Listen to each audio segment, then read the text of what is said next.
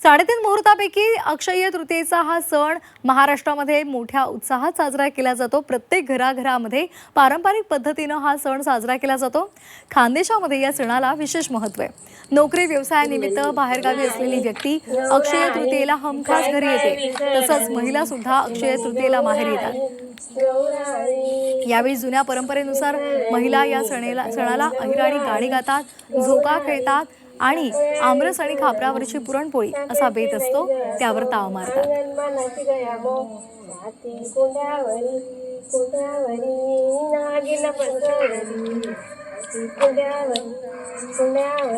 कैरी तुटली खडक फुटला जो जो पाणी वाय जो जो पाणी वाय तटे रत्तन धोबी डोय रत्तन धोबी डोय तटे गौरय रंबानाय गौरय रंबानाय तटे शंकर धोबी डोय। मी पुरणपोळीसाठी रेसिपी सांगते।